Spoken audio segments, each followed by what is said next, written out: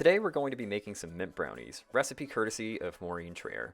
Here are all the ingredients and equipment you'll need: a 9 by 13 baking dish, a large mixing bowl, sugar, flour, 4 eggs, butter, vanilla, unsweetened baker's chocolate, cream, confectioner sugar, and peppermint flavoring.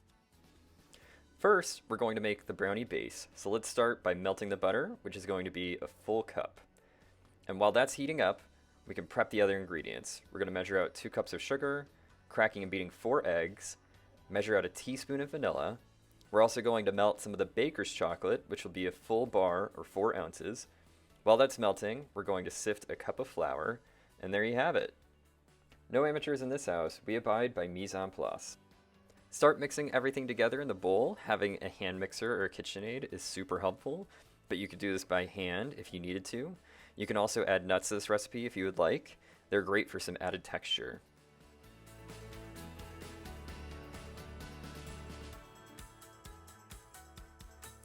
Don't forget to feed your cute videographer. It's important to keep them happy throughout this process.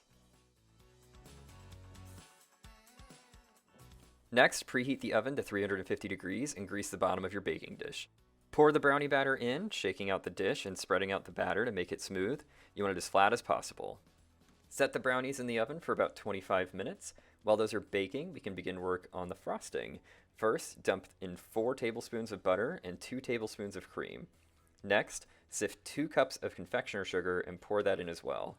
Take a break to frantically call your mom to make sure you're doing this correctly and you're not botching a childhood treat that meant the world to you. Once you've confirmed that everything is fine and you're not disappointing your mother's baking legacy, return to mixing the butter, cream, and sugar.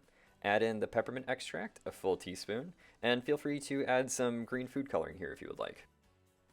We're going to pull the brownies out a little early, don't want overdone base. Toss those in the fridge so they cool down quicker, because next we're going to spread the peppermint icing on top. You don't want to do this while the brownies are still warm because it'll cause it to melt. After we spread the peppermint layer on top, let's melt another 2 ounces of baker's chocolate, mixing the 2 tablespoons of butter. Now just spread the melted chocolate layer on top.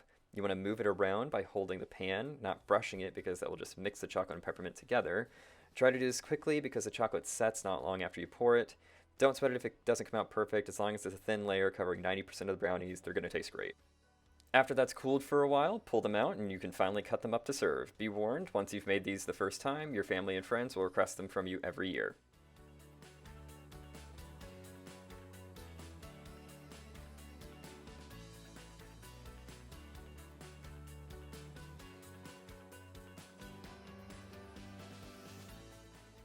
FDA warning, not suitable for feline consumption, even though they've been staring at you throughout this entire process and desperately want to be included.